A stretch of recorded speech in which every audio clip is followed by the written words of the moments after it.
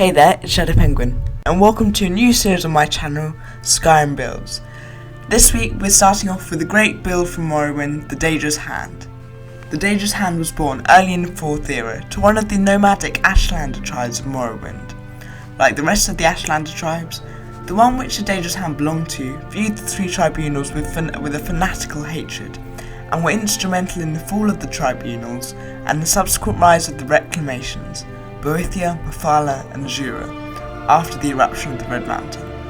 In return for their faith, the three Daedric princes granted the tribe a favour. One of them was to become a vessel to the princes and carry out their will in Tamriel. The Daedra's Hand was chosen for this honour, being one of the most experienced and wisest mages in the tribe, so most likely to be able to hold those terrific energies in check. He was sat in a circle of candles, while the wise woman chanted rhythmically, inviting the princes to take their prize.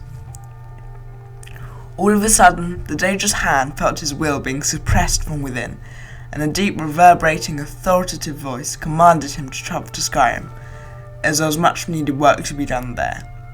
On this journey, the Daedra's Hand started to feel the ill effects of being possessed by the Daedra. His hair turned white due to the stress of keeping his powerful energies in check, and his skin grew pale. Not only that, but he also lost his eyes, those being deemed an irrelevance by those who controlled him, as their omniscience put him on the right path. When he finally reached Skyrim, he was captured on the border with the Stormcloaks and sent to Helgen to be executed. The rest is up to you. The main skills for the Daedra's Hand are Illusion, Conjuration and Sneak. However, the other magic skills can be used alongside these if you prefer. The Illusion and Conjuration are to give the sense of divine retribution. The task of this build is to carry out the will of the reclamations and smite those who displease them in an Old Testament sort of way. Therefore, Illusion will be used for invisibility, as the enemies must think they are being struck down by the gods themselves, and also Mayhem for larger groups of enemies. Conjuration is to summon powerful beings from oblivion, such as Jamora and Dragon Priests. Sneak is used to get in amongst your foes before striking them down, and to ensure you are never detected. If you are, the role-playing aspect doesn't work so well. So the stat spread for this build is 80% Magicka, 10% health, and 10% stamina. This high magic is necessary so that you can string together high-cost spells, such as invisibility and then mayhem. So in terms of role-playing, there are two main questlines which you have to follow to fulfill the criteria of this build. The Civil War questline and the College of Winterhold questline. In terms of the Civil War questline, you're going to want to join the Stormcloaks. Yes, you heard that right, a Dark Elf joining the Stormcloaks.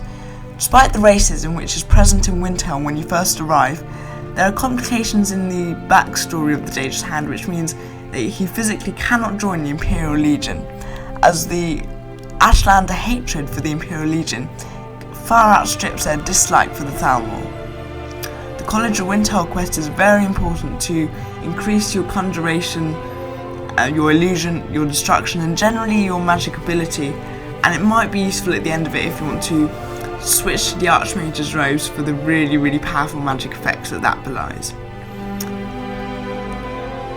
In terms of your other questlines that you want to follow, you also might want to follow the Dark Brotherhood or the Thieves Guild questline, since that sort of goes hand in hand with your sort of sneaking playstyle. However, to be honest, it doesn't really matter. Those two questlines are the only ones that really make a difference to the role playing of this character, so you're basically free apart from that to do what you like.